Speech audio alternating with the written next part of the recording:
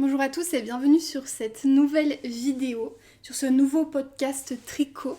J'espère que le setup est bon, qu'on me voit bien, qu'on m'entend bien. Voilà, j'ai profité en fait qu'il fasse beau, que le printemps soit revenu pour commencer les podcasts, parce que ça fait un moment que j'y pense et que j'ai un peu de matière là, donc on va discuter. J'ai une trentaine de minutes devant moi, donc j'espère que j'aurai le temps de tout vous dire. Et ma foi, on va commencer. Mais avant, on va commencer par une petite présentation. Donc je m'appelle Florette, j'ai 28 ans, 29 ans cette année. Ouh. J'habite dans le Jura et j'ai commencé le tricot en fin novembre 2024, donc c'est très récent. Du coup, j'ai un peu hésité quand même à faire ces podcasts et je me dis que ça peut être quand même intéressant de voir l'évolution d'une débutante en tricot. En fait, pendant 2 ans, j'ai fait du crochet. En fait, le tricot m'intimidait beaucoup parce que je me disais, mais qu'est-ce que c'est 2 aiguilles? Qu'est-ce que je vais pouvoir en faire, moi? Un crochet, ça me suffit, je peux faire plein de trucs. Mais je me sentais limitée, surtout d'un point de vue des vêtements. Je trouve que ça n'a quand même pas le même rendu, un vêtement en crochet et un vêtement en tricot. Et j'étais, on va pas se mentir, un peu frustrée. Donc, je me suis dit qu'il serait temps que je m'y mette. Et il y a eu quand même une effervescence, j'ai l'impression, en fin d'année 2024 vers le tricot. Bon, si on me voit bouger un tout petit peu, c'est parce que je cours après tous les chats qu'il y a autour de moi, puisque nous en avons 3 et on en garde un actuellement. Et c'est très galère. C'est pas la meilleure période pour filmer, mais bon, c'est pas grave. Du coup, j'ai profité de l'effervescence de fin 2024 pour moi aussi me lancer. Et du coup, je vais vous présenter les projets que j'ai faits jusqu'à aujourd'hui avec mes encours. Et voilà. Je pense que je vous ferai une autre vidéo avec ce que j'ai pu faire en crochet. Alors peut-être pas tout parce que je sais pas si je vais arriver à me souvenir de tout ce que j'ai fait. Mais en tout cas, une bonne partie des vêtements que j'ai pu faire, les ratés aussi. Et je trouve que avec mes ratés, on voit bien la direction que je voulais, ce que j'ai pas obtenu, pourquoi j'étais frustrée et là où j'en suis aujourd'hui avec le tricot. Du coup, en tant que premier projet, je vais vous étonner, mais c'est la Sophie Scarf. Voilà. En fait, il y a 5 ans, un peu plus, je sais plus, j'étais allée dans une mercerie acheter des aiguilles et de la laine et on m'avait conseillé des aiguilles 5 et 6 avec de la laine. Et en fait, je me suis retrouvée avec mes aiguilles hyper grandes, à être comme ça, pas savoir quoi en faire, et à faire du point mousse. On va pas se mentir, ça me plaît pas spécialement le point mousse. Du coup, je trouve que la Sophie Scarf, elle est parfaite en tant que nouveau premier projet plutôt, parce que on finit avec une écharpe très élégante, je trouve, pas trop grosse. En tout cas, moi, c'est exactement ce que je porte. Je l'adore. Je l'ai portée tout l'hiver et je l'aime trop. Celle-ci, je l'ai faite avec la Mondial Cachemire parce qu'après tout, évidemment qu'en tant que débutant, on achète de la très belle laine. Bon, en tout cas, elle est incroyablement douce. Je l'ai portée tout l'hiver, je la porte encore aujourd'hui. Dès qu'il y a un peu de vent, c'est mon écharpe que je porte tout le temps. Je sais plus exactement le coloris, mais je pourrais vous le mettre sur le côté. Donc la voici, je vais pas vous la présenter en détail, voilà, vous connaissez. Mais en fait, je trouve que c'est un excellent patron en débutant parce que, alors je l'ai recommencé 1 milliard de fois, pas du tout d'exagération, la pointe, parce que c'était pas beau, je comprenais pas pourquoi ma bordure, je suis en train de réaliser quand même que ma première écharpe est dans une couleur, enfin mon premier projet est dans une couleur ultra foncée, on voit que dalle. Bref, tu m'étonnes que j'ai galéré au début, mais je crois que c'est la fin celui-là. Ouais, ça doit être celui-là. Ouais, en fait, je comprenais pas et je sais plus. Je crois que c'est sur le patron. Il y a pas un truc où c'est marqué Trust the process. et j'ai pas trust the process au début. Mais au final, maintenant, oui. Mais je vois, oui, en effet. Je pense que il y a des trous, enfin voilà. Mais je m'en suis pas trop mal sortie une fois que j'avais compris, en fait, une fois que j'avais compris le démarrage, qu'est-ce que ça allait donner, ces points, enfin ces sauts de maille un peu comme ça, j'ai pas trop les termes, mais en tout cas pour faire la corde sur le côté, et ben ça a fonctionné pour moi. Et je l'aime trop. D'ailleurs, on voit quand même qu'elle vieillit, parce que ça mousse beaucoup, mais je l'aime trop, je l'adore. Donc voilà. Elle s'est beaucoup étendue avec, bon, ça doit être le cachemire et à force de la porter, mais vraiment je l'adore. Je vais faire que de le redire. Ensuite, qu'est-ce que j'ai fait? Eh ben pourquoi pas, on en refait une après tout. Donc j'ai faite avec du mérino, c'est la Porgo de Pazzi, je vous mettrai un endroit là. C'est du mérino non traité, c'est vraiment très rustique. Oh, il y a des poils partout. Bon, ça. Voilà, hein. Mais en fait, je l'ai jamais portée, je la porte pas et je la porterai certainement jamais, malheureusement. Parce que, en fait, c'est vraiment très rustique et ça gratte. C'est pas du tout agréable vers le cou. Cette laine, en fait, je trouve que c'est difficile quand tu commences de savoir quelle laine il te faut. Et en même temps, t'as quand même envie de te faire plaisir sur certains trucs, sur certaines matières. Dans mes vêtements, je fais attention à la matière maintenant. Donc j'ai envie de faire aussi attention à la matière dans les laines que j'achète. Donc là, en l'occurrence, j'avais pris une mérino non traitée. Tout le monde parlait à mérino, comme quoi c'était vraiment très bien, très doux, etc. Bah pas sur ça. Voilà. Par contre, c'était beaucoup plus simple à faire parce que au niveau de la laine, ça s'étire moins, ça se casse moins. Du coup, j'ai des belles finitions même à la fin. Je sais pas où on voit bien, mais voilà. J'ai quand même de belles finitions, je suis vraiment très contente. J'ai eu un couac ici parce que je ne sais pas encore très bien, mais là en l'occurrence je savais pas du tout reprendre mes mailles, dans quel sens il fallait les prendre. Et du coup, j'ai comme, je sais pas ce que j'ai fait. Je sais pas, je pense que j'ai sauté une maille, puis je l'ai reprise. Je pense qu'on n'a pas le bon compte, ou alors ma tension n'est pas la bonne. Bref. Donc voilà pour cette laine. Cette laine, on va la revoir dans un prochain podcast parce que j'en ai acheté 6 pelotes en kaki. Donc il va falloir que je trouve une solution pour m'en servir. Mais en l'occurrence, celle-là, malheureusement, je ne pourrais pas la porter. Ou alors peut-être en bandeau, je ne sais pas. Pour le moment, elle est là. En l'occurrence, elle traîne sur mon porte-manteau, mais je ne l'ai jamais portée. Et en même temps, quand t'as du cachemire à côté, voilà. J'ai un chat à l'extérieur qui vient de monter sur les murs de la maison. Bref. Bah du coup, je préfère privilégier le cachemire. Voilà. D'ailleurs, en parlant de ça, j'avais sorti cette balle. J'ai fait... c'est pas mon 3e projet, c'est mon 4e pour une amie avec cette laine en cachemire. Et là, pour le coup, j'étais allée au bout de la laine parce que j'avais calculé. Parce qu'une fois que tu as compris le fonctionnement de ça, tu arrives à moduler. Et donc là, dès lors que j'étais arrivée à la moitié de la pelote, j'ai fait mes diminutions. Et voilà, plus ou moins en tout cas. Donc ça va être une Sophie Scarf évidemment, mais pour le moment je la mets un peu en stand-by. Enfin, je vais la reprendre, mais on va pas faire ça tout de suite.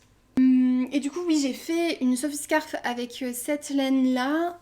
C'était une couleur crème qui tire un peu vers le violet, qui était vraiment très jolie. Donc j'espère que ça a plu. Mais enfin, moi, c'est une écharpe que j'aime vraiment beaucoup. Si bien que je l'ai aussi faite en autre cadeau, mais en bergère de France, en loup, qui est une sorte de tweed un peu, qui est vraiment jolie, mais en aiguille 5 du coup, parce que ça c'est en 3,5, ce qui rend une écharpe un peu plus épaisse. Je crois qu'elle gratte un tout petit peu. Mais en fait, quand t'as du cachemire à côté, tout gratte. Mais en tout cas, c'est tellement agréable vers le cou d'avoir quelque chose de tout doux. Donc en l'occurrence je l'ai faite à ma mère, cette écharpe avec la bergère de France. Je pense que je lui en referai une ou autre chose en tout cas, mais quelque chose de beaucoup plus doux. Voilà. Ensuite, dans mes projets en fait que je voulais faire, je m'étais fixée en débutant la soft scarf, qui est vraiment un modèle débutant, et le Oslo hat. Et là, on a des trucs à dire sur le Oslo hat. Donc, je l'ai faite en fil Collana, je sais plus,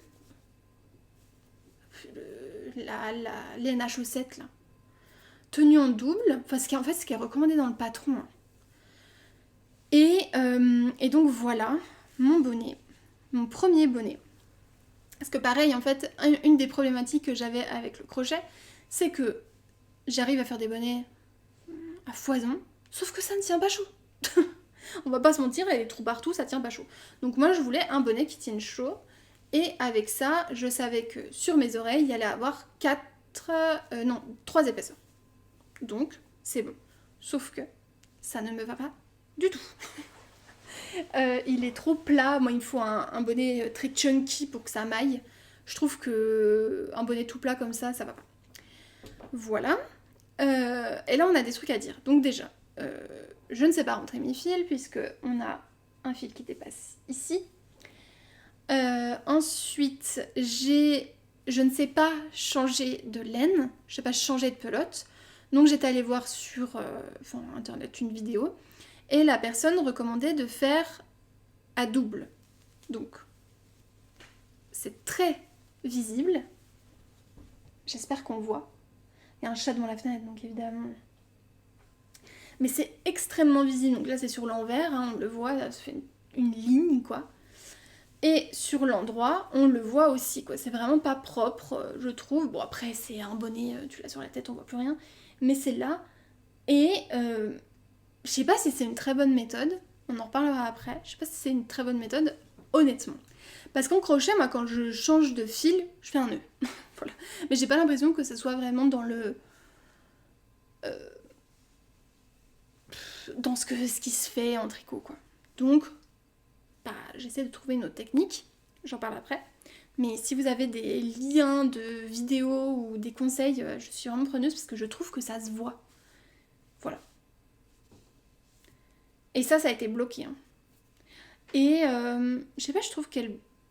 Je sais pas si je l'aime cette... Bon. Je trouve que ça fait comme si ça boulochait. Je sais pas si ça se voit, mais... Bizarre, j'avais pas vu. Après, c'est peut-être la laine. Par contre, elle est vraiment très douce. Elle doit être agréable en pull. Voilà. Et... je vais vous le passer parce que de toute façon, j'ai un autre bonnet à vous montrer. Comme ça, vous allez pouvoir voir que, franchement, c'est pas ce qui me va le mieux. Tadam. Voilà. Sachant que l'hiver, j'ai souvent les cheveux attachés. Ça ne me va pas, j'aime pas. Je me vois pas, mais... Voilà, bon bref. Donc du coup... il est là. Il a le mérite d'exister. Il a le mérite de m'avoir appris comment faire un revers. Comment faire ça. Pareil, il y avait un point. Un point... rang raccourci, quelque chose comme ça. J'y arrive pas. Ce qui me fait penser que je voulais sortir un projet. Mais j'y arrive pas. Donc à retester. J'ai fait des points envers aussi, ce que j'avais pas fait sur les Sophie Scarf. Et puis j'ai fait aussi les diminutions ici en... Je ne sais plus, en pointe. Comme ça s'appelle. Mais c'est très joli, hein, cette finition. En fait, c'est vrai que les patrons de petites knits sont très bien finis, quoi. C'est ça que j'aime bien. Voilà. Ensuite, je suis partie sur... J'ai de la laine en stock. Je veux un bonnet hyper épais pour l'hiver. Je vous présente Monsieur. Je ne sais plus le patron. Il est gratuit. Le patron, en fait, c'est un tube. Voilà. Et la laine blanche, c'était de la laine que j'avais achetée à mon premier essai dans une mercerie. J'ai des chats qui vont se battre. Ça me rend zinzin. Non, c'est bon. Donc la laine blanche, c'est une laine Merino, mais je ne sais plus la marque. Katia peut-être. Et la laine blanche, c'est du mohair que j'ai trouvé en ressourcerie, pardon. Voilà. Donc, si vous pouvez voir, j'ai manqué de laine ici. Donc j'ai fait avec le stock que j'avais. Et j'ai pris l'acrylique que j'avais en stock. Et voilà, je me dis en fait, ça me gêne pas, je peux faire dans les deux sens. Comme ça. Ou comme ça. Et je trouve pas que ça gêne. Voilà. J'ai trouvé ce bonnet très simple à faire. J'ai appris le montage en rond. Je sais pas comment ça s'appelle. Magic Loop là. J'ai fait avec un crochet. J'ai appris les côtes avec celui-ci. J'ai vu que les côtes, si j'en voulais des resserrées, il fallait impérativement que je descende l'aiguille. Et puis voilà. Après c'était du jersey, donc rien de fou. Et test. Ça peut-être que vous allez voir que les bonnets plus gros me vont mieux. Moi je trouve. Après le blanc c'est pas ce qui me va le mieux, mais en tout cas ce qui est sûr c'est que c'est très hermétique, j'entends plus rien. Voilà. Voilà pour mon deuxième bonnet et on a fini avec les bonnets. Ensuite on a un projet terminé, vous allez voir, qui a été terminé récemment. Mais d'ailleurs est-ce que c'est là, c'est celui que j'ai enchaîné? Oui, j'ai enchaîné avec celui-ci. Donc c'est le Tip Top Tank, c'est un modèle gratuit avec une laine que j'avais de chez... Oh, je sais plus. C'est Parezzo, je me demande si c'est pas Katia. Et donc comme vous pouvez voir, il est terminé, mais les fils ne sont pas rentrés. Voilà. Il est terminé et bloqué en plus. Hein. Et du coup, il ressemble à ça. Alors, le... Ça, c'est le devant. Voilà, j'ai décidé que c'était le devant. Et ça, c'est le tout. Et là, j'ai changé de pelote à un moment donné, mais ça ne se voit plus. Et j'ai fait la technique un rang sur deux. On utilise la nouvelle pelote. Un peu du style jacquard. J'imagine que ça doit ressembler à ça. Donc, je ne sais pas si c'est la meilleure des méthodes, mais je trouve qu'il est très beau, ce top. C'est un top... il est vraiment très simple à comprendre. J'ai appris... Qu'est-ce que j'ai appris avec ça? Les côtes, c'était bon. Qu'est-ce que j'ai fait d'intéressant? Je pense que ce que j'ai fait d'intéressant, c'est le rabattage à 3 aiguilles. Ici, avec des aiguilles double pointe. Puis voilà, il y a quelques erreurs. J'ai fait un rang envers à la place d'un rang endroit ici. Voilà. Rien de grave. Rien de grave. Mais je trouve qu'il est vraiment très beau. En fait, il y a toute une ligne sur le côté. Voilà, 2 lignes même sur le côté. Ça rend vraiment le top sympa. J'avais en fait cette laine qui traînait. Je savais pas quoi en faire. Et je me dis, un top d'été, c'est un top en coton. Et je sais pas, la matière, elle est trop bien. Ah si. Je pense que je l'ai fait un petit peu trop petit. Je l'ai pas encore essayé sans rien en dessous. Parce que j'ai peur du résultat. Du coup, je repousse. Je repousse le fait de rentrer les fils. Je pense qu'il est un petit peu trop court. J'ai pas fait assez long parce que je regardais sans le porter sur moi. Ça allait pas. Donc, en tout cas, il faut que je rentre les fils. On en reparlera. Je pense que je prendrai des photos, je vous montrerai. Mais voilà. Avant de commencer ça, j'ai fait un truc. Je vais vous montrer. En fait, j'ai acheté tout le matériel pour faire des chaussettes. Sauf que ma plus grosse peine dans le tricot, c'est que j'ai mal aux mains avec certaines aiguilles. Au début, en fait, j'ai commencé donc cette paire de chaussettes avec des aiguilles double pointe en 2,5 ou 2,25, je sais plus. C'est pas marqué dessus par hasard? Si, 2,5. Déjà, de toute façon, il faut que je les refasse parce que j'ai mal fait, pas dans le bon sens en fait, mes mailles envers. Mais bon, bref, je vous mettrai le tuto que j'ai suivi parce que je voulais pas faire une chaussette vraiment à la vanille, mais je voulais faire une chaussette avec un petit motif dessus. Finalement, on ne voit pas très bien. Je pense qu'il est trop grand. Je pense, je sais pas, on verra. Bref, en tout cas la couleur est trop belle. C'est la Javo Superwash et la couleur, vu que je l'ai, on va la mettre. Je l'ai ou je l'ai pas?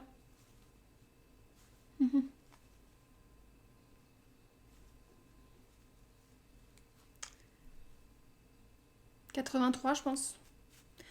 En tout cas, magnifique couleur. Mais je vais devoir tout défaire. J'étais au talon. Ils m'ont parlé de rang raccourci à l'allemande. Rien compris.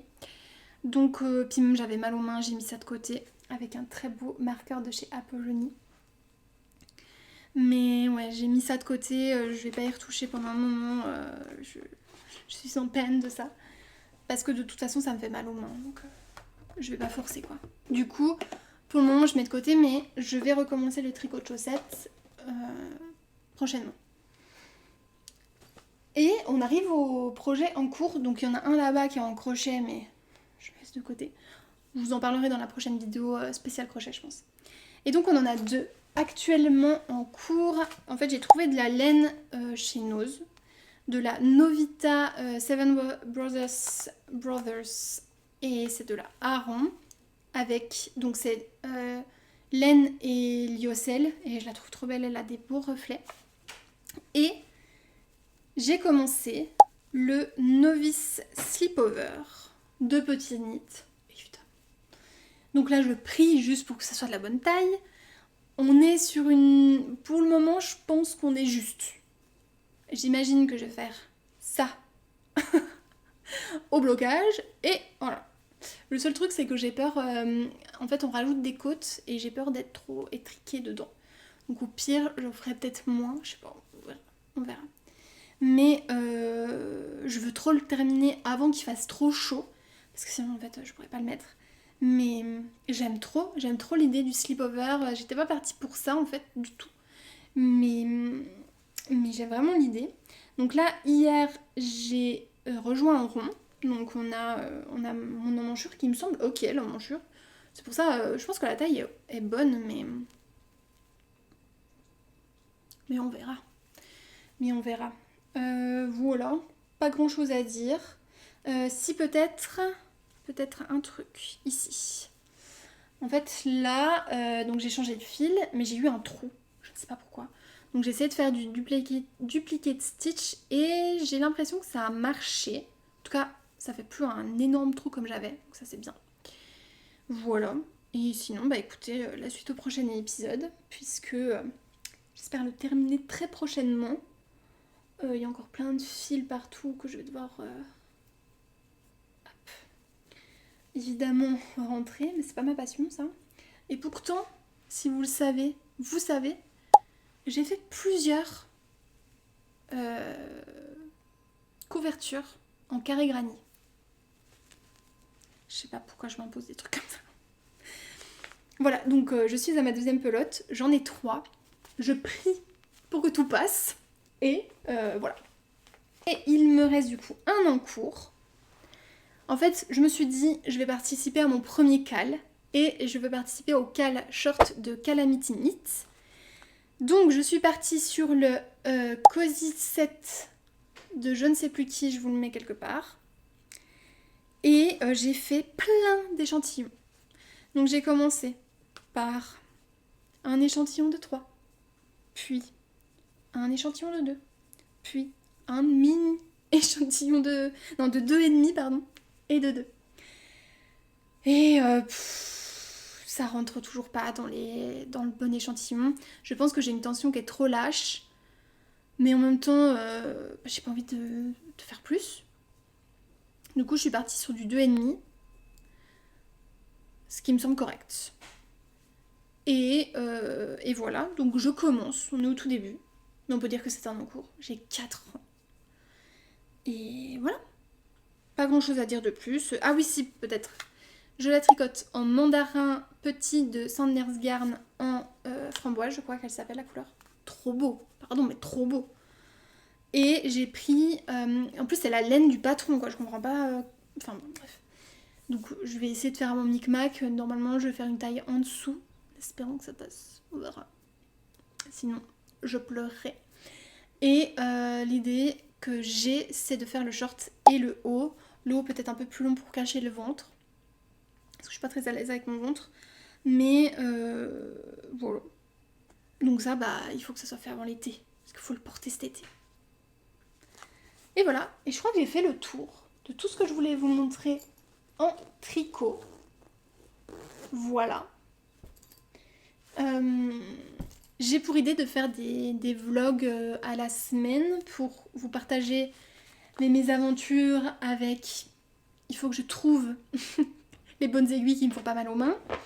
Ça m'a pris 1 mois. Donc actuellement, je suis sur ici des cubiques de chez Knit Pro. Et j'aime beaucoup aussi les ergonomiques de chez Prime. Mais bon, j'aimerais bien partir sur Knit Pro. Comme ça, je peux changer facilement mes câbles. Et puis j'ai quand même du matériel. On peut voir là-bas, j'ai des kits que j'avais achetés. Mais en métal, donc ça me tue les mains. Vraiment, à un moment donné, je me suis dit, bah en fait, j'ai commencé le crochet, le tricot, et en fait, je vais devoir arrêter. Alors que en crochet, mes crochets, c'est les minimum que tu peux trouver. C'est un bout de métal avec un crochet, quoi. Et j'ai jamais eu mal aux mains en plus de 2 ans de crochet. Donc je ne sais pas. Voilà. Écoutez, je termine là-dessus. J'espère que cette petite vidéo vous a plu, n'hésitez pas à vous abonner et surtout à me laisser un petit commentaire pour me dire ce que vous en avez pensé. Je sais pas si vous avez envie de raconter quelque chose en particulier, de mettre un petit emoji. Qu'est-ce qu'on peut mettre?